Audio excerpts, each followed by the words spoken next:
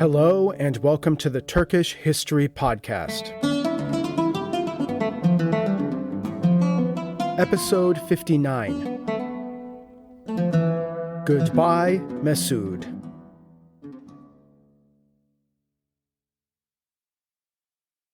Before we begin, if you have been enjoying this podcast, I'd like to ask you to please subscribe, rate, and leave a review on Apple Podcasts or wherever you get this podcast. It would mean a lot to me and would help more people find the podcast. Thank you for listening.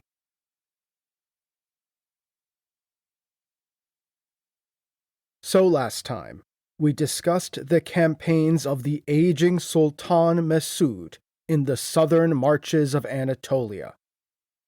How Mesud had abandoned some of his father's and grandfather's more delusional dreams to rule all of the Muslim world, and had instead divided Syria with Nureddin Zengi and consolidated his power over the crucial passes from Anatolia into Syria and the heartland of the Muslim world. And today, we will discuss the end of Mesud's reign and say goodbye to the longest reigning of any of the sultans of Rum. And we will introduce his successor, the next Roman Sultan and the next sword lion, Kılıç Arslan II. So to begin, in 1152, Mesud was in a pretty solid position. Indeed, the strongest position in his career. The days of vassalage to the Danishmends were far in the past. Indeed, he was now the overlord of his old masters. The Sultanate of Rum held basically all of the lands of the Anatolian plateau, from the Byzantine borderlands in the west to Ankara, Çankara, and even the Pontic Mountains in the north, and the lands of his Danishmend vassals in the east. To the south and the southeast, the Sultan held the land up to the Taurus Mountains, and also the newly conquered territories bordering Syria. The Roman Sultan was once again the master of Anatolia. And as he was now entering old age, at least by the standards of the Middle Ages, Mesud set out to secure this legacy. Like many aging Turkish rulers before him, Mesud was rightfully anxious about the messy Turkish rules of succession. As we have discussed over and over before, the Turkish political system did not recognize named heirs or inheritance. Any member of the ruling family had a claim to the throne, if they could win it, and the state was divisible among the sons of the ruler. Mesud would have felt the fear of the consequences of this system deep in his bones. He himself had been one of the many sons of Kılıç Arslan, who had divided the state after the death of the sword lion, and he would have remembered bitterly the results of that division. The Sultanate of Rum weakened, overshadowed by the other beyliks, and he himself only just surviving and coming to power through his father-in-law Emir Gazi. He would have remembered the long years of his vassalage to the Danishmends, and he seems to have been determined to prevent history from repeating itself. I am sure that he felt this fear all the more acutely when recalling his parley with the rising might of the light of the faith outside the walls of Tilbashir. Thus Mesud now began putting into place a plan to avoid the chaos, or at least to minimize it, to try to stop the Sultanate from once again being divided and weakened. Now he could not, of course, change the rules of the game, but he could give one of his sons an advantage so powerful that, hopefully, it would secure the succession. And thus, in 1152, after dividing up the county of Edessa with Nureddin, Mesud organized his new conquests, these new border marches of southern Anatolia, into a new administrative unit. They were to become, effectively, a fief of the favorite of his sons, the man who he hoped to hand power over to when he died. The next Roman Sultan, the son of Mesud, Kılıç Arslan II. And as we will see, like his namesake, the second Sword Lion's reign will be one of both great triumphs and great defeats. Thus, the second Sword Lion was sent off to Elbistan along the southern marches of Anatolia to rule in the name of his father, and hopefully thus gather the legitimacy and the strength to secure the throne for himself when the aging Sultan inevitably died. Now this was a bit of a gamble. Kılıç Arslan II could, if he chose, use his new fief as a base to attack his own father. Such a thing would not have been alien to the Turkish political world, of course. But Mesud must have reasoned that this gamble was worth it if it would help secure the state after his own death. And furthermore, having his son there would help cement central control over the newly conquered territories. So a gamble, but one with some real upsides as well. So as the southern marches of Anatolia were consolidated into this new administrative unit, Mesud's position over Anatolia itself was stronger than ever before. And diplomatically, Mesud was in a similarly strong position. To the south, Nureddin Zengi, the great Muslim conqueror, who was currently running the table in the Levant, was his son-in-law and his ally. Mesud had, quite intelligently I think, not opted to follow in the footsteps of his father and grandfather and tried to build a Middle Eastern empire for himself. Instead, he had contented himself with Anatolia and made an alliance with the strongest power in the region to his south. And to the west, the alliance with Emperor Manuel Komnenos, born out of their shared fear and hatred of the Crusaders, had survived the destruction of the Second Crusade. Constantinople remained, for now, an ally and a friend of Konya.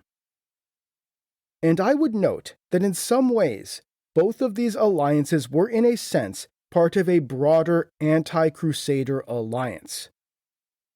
Nureddin Zengi, Sultan Mesud, and Emperor Manuel all shared an enemy in the Crusaders and indeed in their allies. And the nexus of Byzantine, Rum, and Zengid interests was in Cilicia, where dramatic events had occurred as the Second Crusade crashed and burned in the Middle East. So it is to Cilicia that we will now turn, because it will be in Cilicia that the last act of Mesud's long reign will play out. Okay, so what has been happening in Cilicia? Well, if you will recall from a prior episode, Manuel's father, Emperor John the Good, had sailed a huge army to Cilicia in 1137 in an attempt to reincorporate it into the Roman Empire and use it as a base to defeat the Norman Crusaders in Antioch. This effectively ended the independent rule of the Armenian princes who had basically been ruling Cilicia since Manzikert, and the emperor had even captured the leading Armenian prince, Levon I, and packed him off to Constantinople along with his two sons. According to Michael the Syrian, Levon's chosen successor was even killed in the battle. The imperial army had then marched on Antioch to retake it for Constantinople and was doing a pretty good job of kicking in the teeth of the Crusaders before the emperor died from accidentally cutting himself with a poisoned arrow. His death had then led Manuel to gather up the army and rush back to Constantinople as fast as possible to secure his claim to the imperial purple. A power vacuum therefore arose in Cilicia. The imperial army was gone, but Levon and his two sons remained in imperial custody, with one of them, Reuben, blinded for good measure. Cilicia was therefore basically a total mess. There were Turks in the northern passes and the hills who ultimately owed their loyalty to the Sultan in Konya, in particular, a bey named in the sources as Alp Kara. There were the Norman Crusaders in Antioch and the Levant pushing in and expanding their influence, with small Frankish lords setting up their own little fiefdoms in the rich plains of Cilicia. There were small Byzantine garrisons, particularly on the coast, but whose ability to project power was extremely limited. And there were a whole bunch of minor Armenian and Greek warlords governing small patches of territory. Men descended from Roman military commanders who, generations earlier, had taken power into their hands after the Byzantine state collapsed after Manzikert. All of these minor lords existed in a fragile web of alliances, with many ultimately owing loyalty to either the Norman Principality of Antioch, the Byzantine Emperor, or the Sultanate of Rum, but with none of these three great outside powers really having a preponderance of force over the others. In other words, a chaotic land with many competing small warlords. But this chaotic situation changed in 1143, when one of Levon's sons, Thoros, escaped from captivity in Constantinople. And to give you a clue as to what's going to happen, Thoros is eventually going to go down in Armenian history as Thoros the Great. And interestingly for a man who will be called the Great, he likely did not start his career out on the top of the pile. Michael the Syrian tells us that another of Levon's sons was the presumptive heir to Levon's principality, but that he died in the Byzantine capture of Cilicia. And the fact that it was Thoros' brother Reuben who was blinded by the Byzantines, and not Thoros himself, implies that Reuben had a superior claim over his brother. But it would turn out that it would be Thoros who would go on to recapture Cilicia and basically lay the ground for the coming Armenian Kingdom of Cilicia. After making his jailbreak in Constantinople, Thoros boarded a Venetian vessel bound for Cyprus, now a Byzantine possession and a key link between Outremer and Byzantium and Europe. From Cyprus, Thoros managed to find a way to get to Antioch, where he was hosted by Jocelyn II, recently kicked out of Edessa when the city fell to the Zengids. Jocelyn, incidentally, happened to be Thoros' cousin. If you will recall, upon their arrival in the region, the Crusaders had made common cause with local Armenian lords who saw the newcomers as allies in their struggle to assert their independence from Constantinople, a process that often involved marriage alliances. Once in Antioch, Jocelyn and the Norman Crusaders naturally saw that Thoros was a potentially valuable tool in their struggles with the Byzantines, and so they outfitted the young prince with a small force. Summoning together a small band of his family's retainers, along with a Suryani priest, Thoros then departed from Antioch and made his way west and into Cilicia, heading for the small fortress of Vakha, what once upon a time had been a stronghold of his family. Thoros quickly defeated the Frankish lord who had set himself up in Vakha.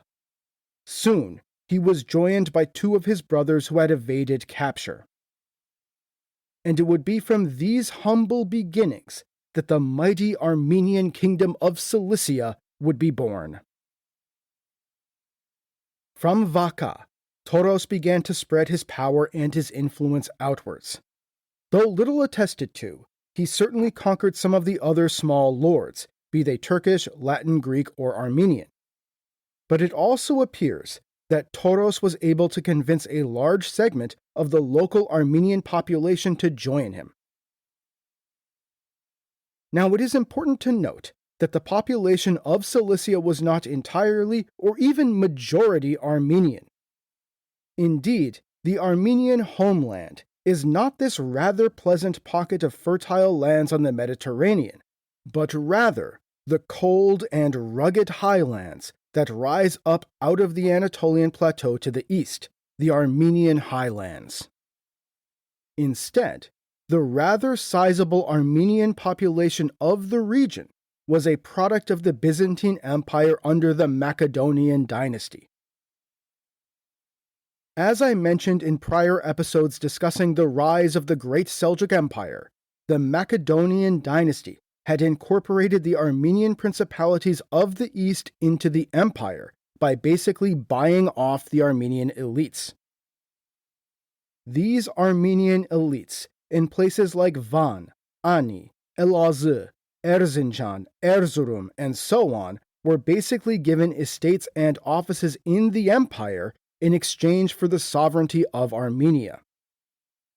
And many of these estates were located here, in Cilicia.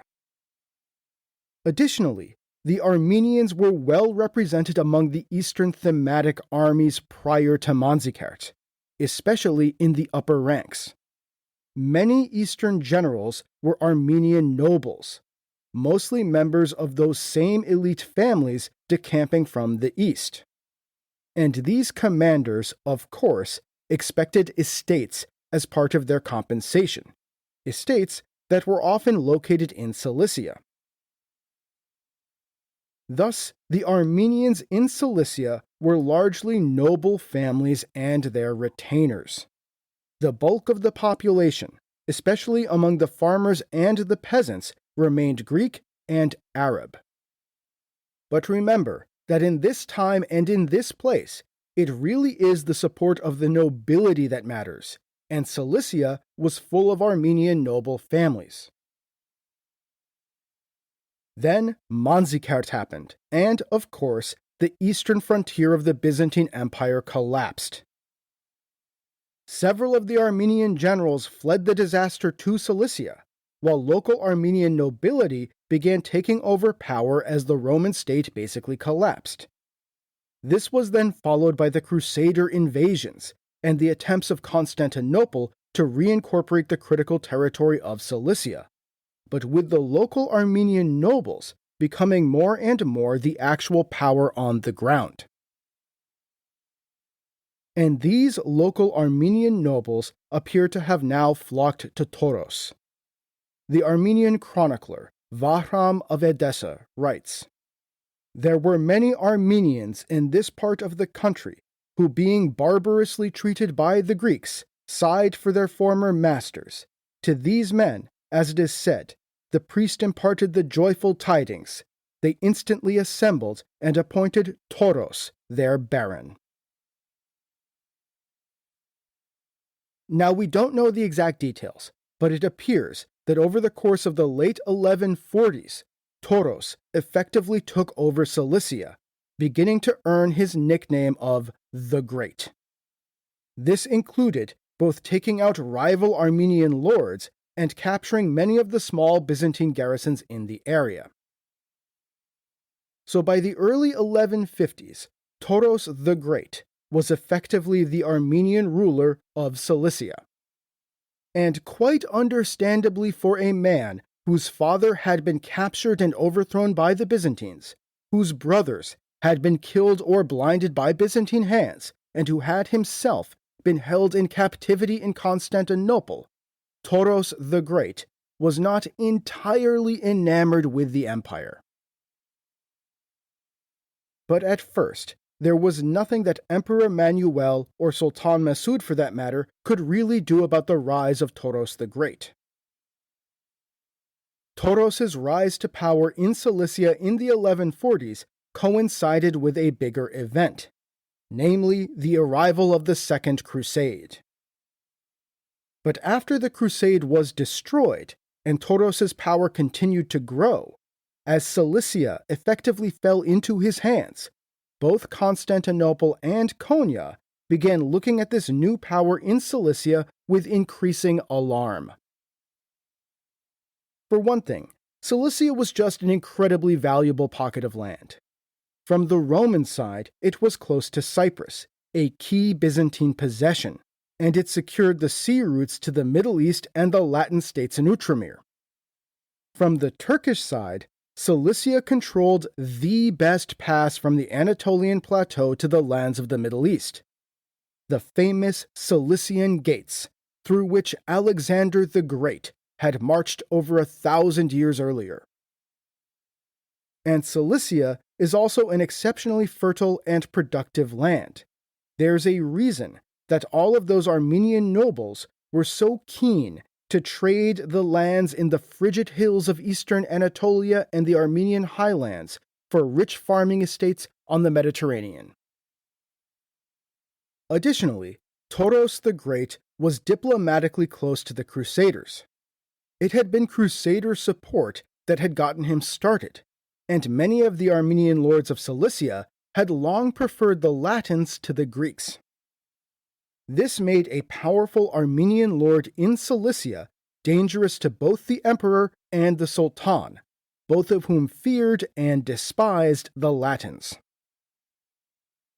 Furthermore, the unification of Cilicia had entailed overcoming the remaining Byzantine garrisons and defeating any of the local Armenian lords with Byzantine loyalties. Though I would note that the difference between a Byzantine garrison and a local Armenian lord pledging loyalty to Byzantium was, practically speaking, probably non-existent. It had also meant beating back Turkish raiding parties that might ride down from the mountains to plunder the rich coastal lands of Cilicia, and even riding up onto the plateau itself to confront the beys and the tribes on their home turf. Michael the Syrian, for example, writes the following: "In this period, the great prince of princes, Thoros, son of Levon, son of Constantine, and great-grandson of the royal Reuben, arose and went to the Cappadocian country against the Turks, and returned home with the renown of a victor." And so predictably, Emperor Manuel Komnenos and Sultan Mesud soon got to talking about what might have to be done here. Relations between the Roman Emperor and the Roman Sultan had been excellent ever since their joint destruction of the Second Crusade. So now, Konya and Constantinople began preparing a joint assault to take Thoros down a peg or two and ideally divide Cilicia between themselves, just as Mesud had divided Syria with Nureddin. The Armenian sources say that the Turks were bribed in this. Matthew of Edessa, for example, writes, "For the Byzantines did not stop searching for means to avenge the person of their Caesar. They sent so much treasure to Sultan Mesud, who was the head of all the Muslims."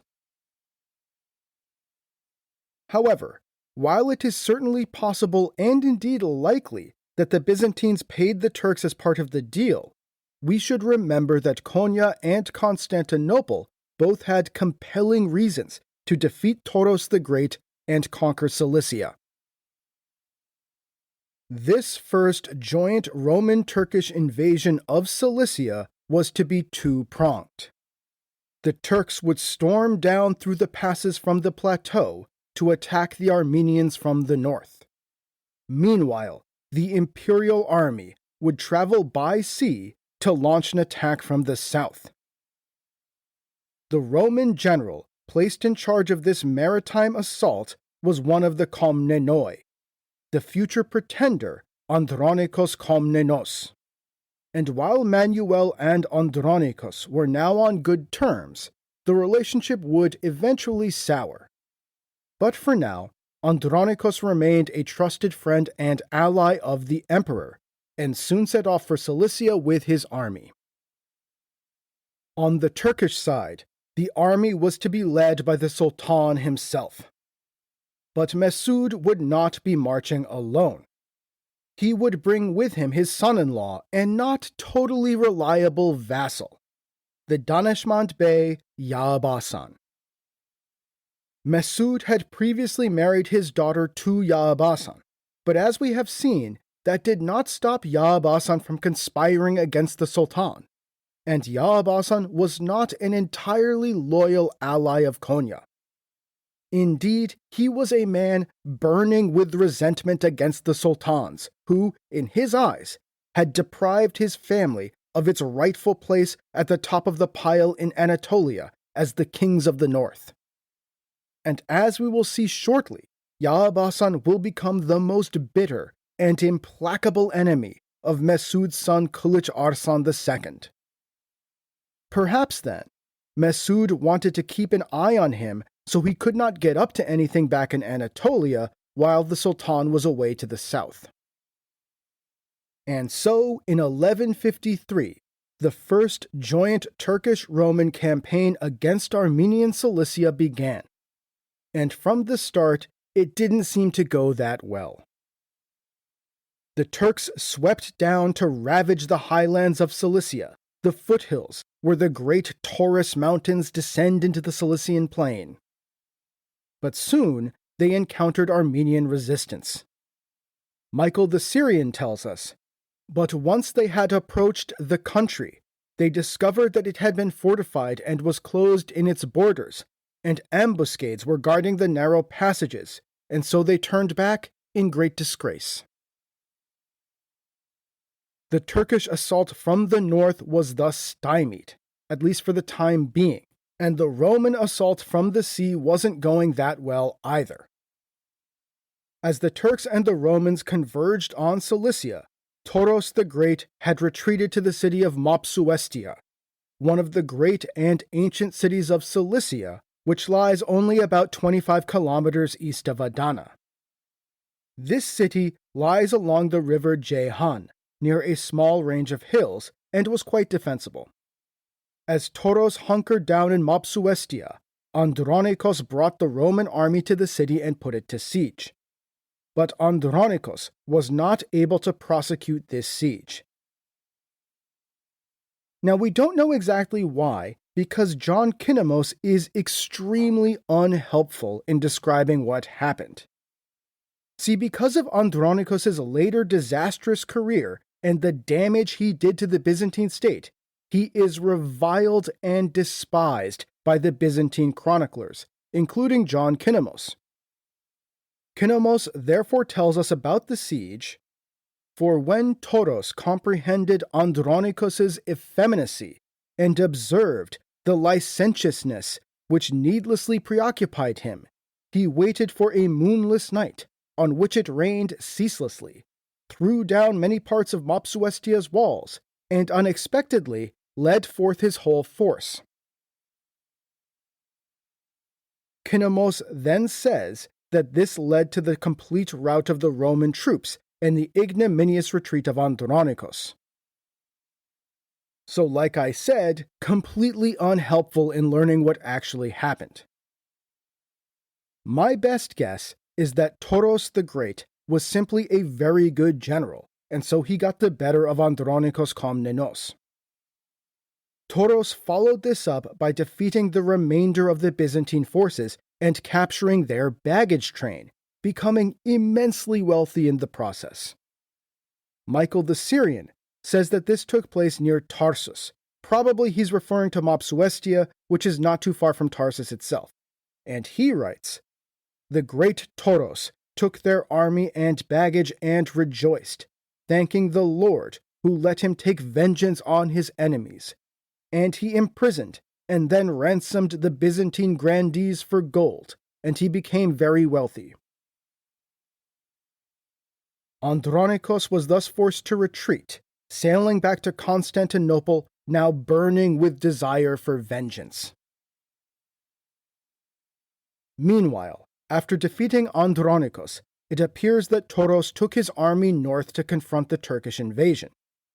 Now, this is not recorded in all of the histories, but it is in the history of Gregory the priest, who continued the chronicle of Matthew of Edessa.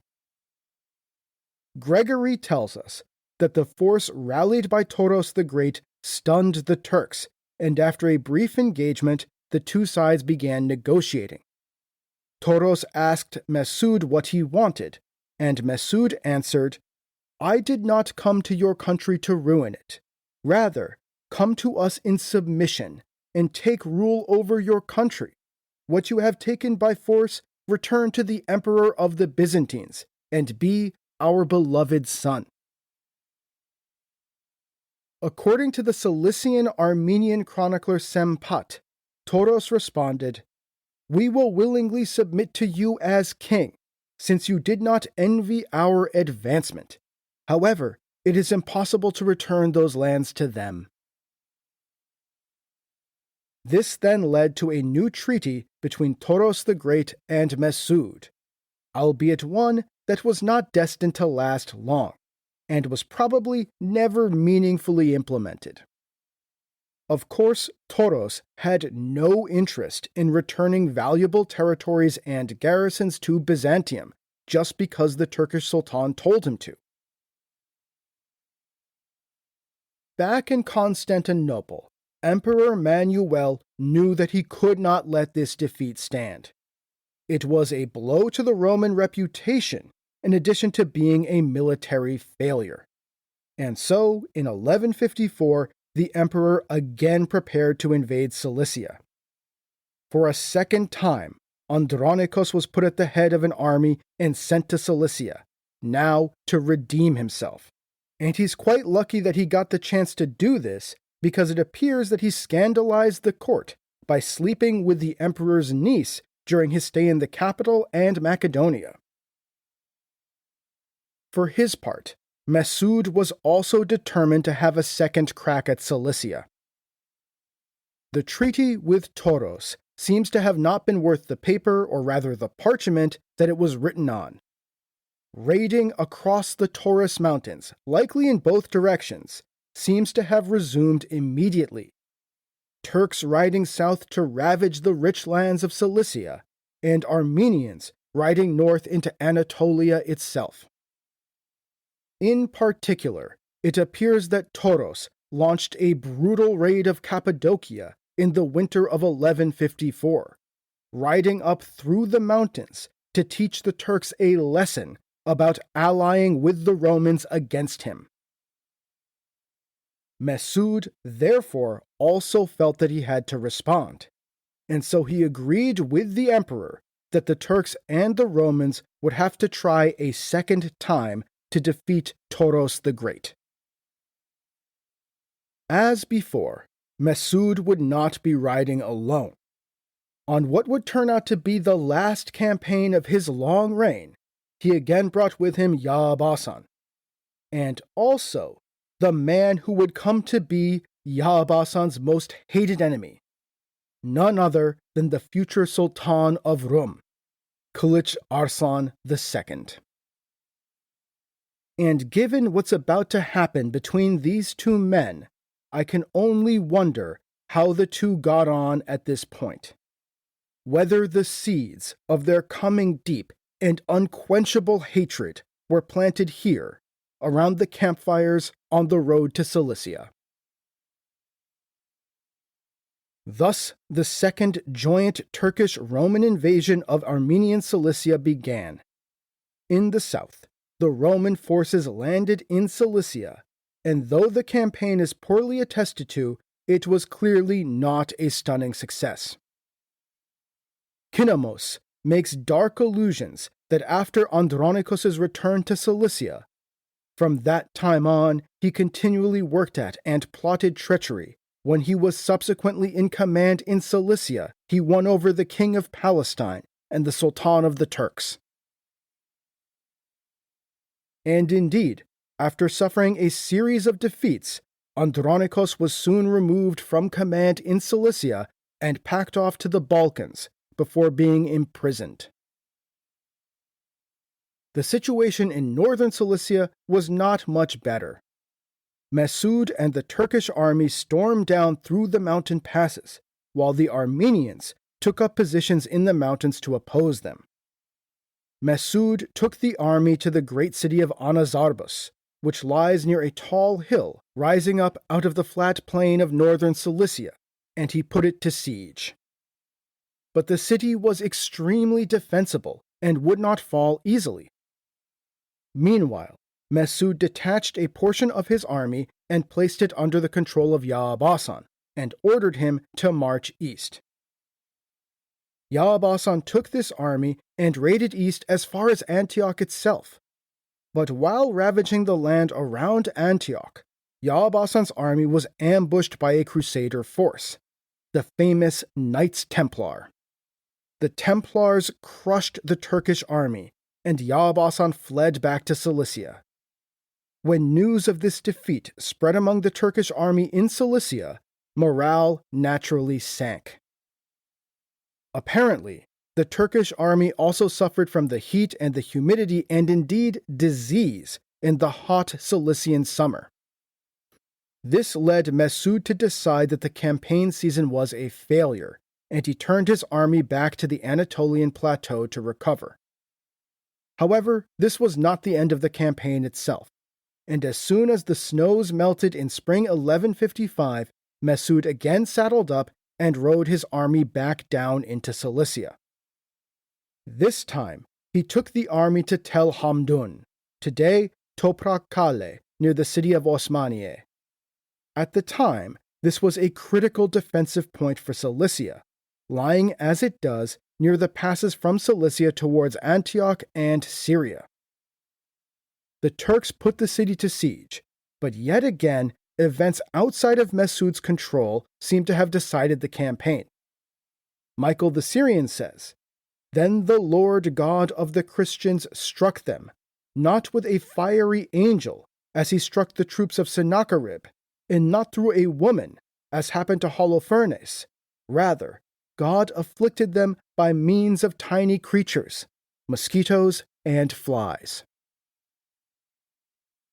Yet again, the hot and humid climate of Cilicia, the flies and the disease began to wear on Turkish warriors and animals more at ease in the drier and somewhat cooler climate of the Anatolian plateau. And Sempat tells us of another divine omen, a great storm that ravaged Cilicia.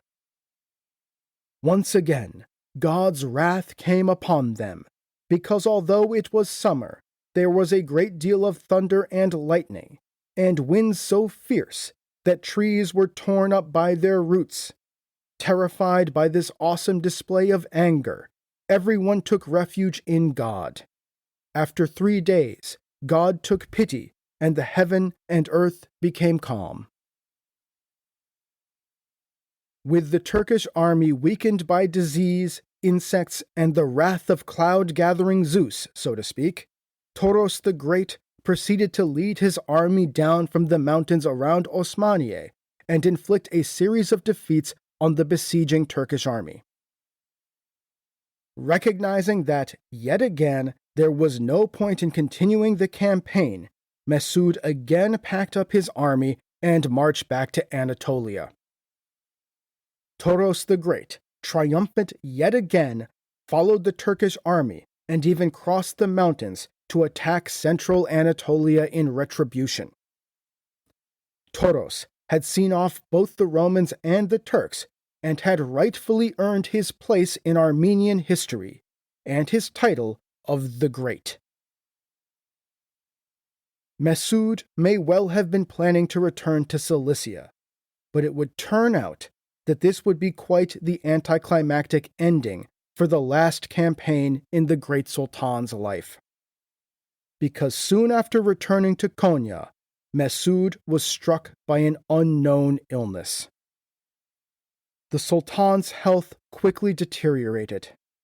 After all, he was an old man by the standards of the Middle Ages, being in his late 50s or early 60s. Soon, the Sultan was on his deathbed. Knowing that the end was finally coming for him, Mesud appears to have summoned his eldest son and favored successor, Kılıç Arslan II, from Elbistan. Matthew of Edessa says that when Kılıç Arslan arrived in Konya, Mesud arose from his seat and prostrated himself before his son in the presence of his grandees. He put his crown on his son's head and then passed from this life, leaving all his greatness to his sons. Finally, Mesud I, the longest-serving Roman Sultan, passed away in Konya sometime in 1156. According to tradition, he was 61 years old when he died, and he had spent a staggering 40 years on the throne. What can we say about Mesud? He certainly was a solid military campaigner. His early defeat of Shahanshah, his conquest of the Danishmend Beylik, and his war against the Crusaders are replete with victories. Indeed, his destruction of the Second Crusade places him, rightfully, among the greatest Muslim heroes of the Crusades, and it is today the thing that he is most remembered for in Turkey and indeed across the Muslim world. In a sense, he redeemed the legacy of his father Kılıç Arslan, whose hubris and dereliction of duty had caused the great catastrophe in 1097. Mesud had rallied the Turks of Anatolia, and in alliance with the Roman Empire, basically annihilated the Second Crusade. Then he followed this up with great victories over the Crusaders in the Middle East. But at the same time, I do not think that we can say that Mesud was a military genius. He lost his fair share of battles as well, both early in his career to Melik Arap and Emperor Manuel Komnenos, and later in his career against Thoros the Great. But fundamentally, I do not think that Mesud's real legacy was martial. Now, this is a bit of a weird thing to say about the man who, in popular histories, is mostly remembered today for his great battlefield victories over the Crusaders. The revenge at the plains of Dorylaeum over the Germans, and the destruction of the French army at Mount Cadmus. These certainly were remarkable achievements, and there is a reason that they are the first thing that most people think of when they think of Mesud. But to me, Mesud was not so much a great conqueror, he was a great survivor. When he first came to the throne in 1116, that is 40 years ago, he was a young man who was a vassal of his mighty father-in-law, Emir Ghazi. He then bided his time for years, steadily building his base of power in Konya, laying the foundations of the state that would come to conquer Anatolia. He started the construction of the great Aladdin Mosque complex, which would one day house his tomb, and the palaces in Konya, part of his project of building a real state out of the wreckage that he had inherited. He endured what must have been on some level absolutely humiliating vassalage to Sivas, but steadily and patiently he worked to further his interests and those of his state. And then, when Emir Ghazi died, he broke free of his son, King Muhammad, and ultimately, after Muhammad's death, used this state that he had built during the long years of subservience to conquer his former masters. Mesud defeated the Danishmends and basically conquered Turkish Anatolia before the Second Crusaders had crossed the Bosphorus. By itself, to me, that is worthy of remembrance and would have secured his legacy. It was also what allowed him to be the military hero he later became. That is, this is what gave him the troops, gave him the state capable of putting those armies in the field and keeping them there, gave him the legitimacy to lead the struggle, to lead the great jihad against the Crusaders. He used all of this to destroy the Second Crusade, with an immense assist from the Emperor, of course, which immensely raised his prestige and profile in the Muslim world, and forms the image of him that comes down to us today. But it was based fundamentally on the decades of slow, patient, cautious work that he had done before. And after destroying the Second Crusade, Mesud could have easily let dreams of Middle Eastern conquest get to his head. His reign could easily have ended the same way as those of his father and his grandfather, dead somewhere in Syria or Iraq after chasing glory in the heartland of Islam. Instead, Mesud wisely made the choice to content himself with Anatolia. After consolidating his control over the crucial passes to and from his Anatolian home, he stepped back and even allied with the great conqueror Nureddin. Thus, he finished his long reign by securing his state's power in Anatolia. Again, I think that this marks him out as a survivor, not a dreamer, and makes him a far wiser and more careful ruler than either his father or his grandfather. And as his reward, Mesud was the longest reigning and one of the most celebrated Roman sultans, ultimately dying peacefully at an old age in his newly built palace in Konya. I would also note that Mesud was a far more Anatolian ruler than his predecessors. Unlike both Suleiman and the first Kılıç Arslan, Mesud had been born and raised and indeed spent his whole life in Anatolia. No doubt, this was part of why he contented himself with ruling Anatolia instead of seeing Anatolia as a base from which he could conquer the heartland of the Muslim world. And this is a sign of one of the great and truly enduring legacies of his long reign, the beginning of the Anatolianization of the Turks and the corresponding Turkification of the Anatolians. It was under Mesud that the construction of the Seljuk mosques and palaces of Konya began. Indeed, this project began even when Mesud was a Danishmend vassal, and we saw evidence in the written sources that Greeks living under the Sultanate were integrated into the Sultanate's society and government, even that in some places they preferred the Sultan to the emperor in Constantinople. Now obviously, this integration in some ways predates the reign of Mesud. Indeed, from the very beginning, the beyliks were joint Turkish-Roman projects. But under Mesud's long reign, I think we see the permanence of Turkish presence really setting in. Remember that by the end of Mesud's reign, Manzikert was about 85 years in the past. There were by now whole generations in Anatolia who only knew the post-Manzikert world. And as we will discuss in a later non-narrative episode, it is really now that we see Anatolia begin to chart its own course, becoming entirely distinct from both the Byzantine world and from the other Muslim realms. Indeed, this was something that was remarked upon by contemporaries even at the time. And I think Mesud's long reign really does mark the beginning of something here. And though this is a bit more speculative, I think we can also see Mesud's wisdom and foresight in the events at the end of his reign. Remember the rules of succession in the Turkish political system. Any member of the ruling family has a claim to the state if they can win it, and the state is divisible among the members of the ruling family.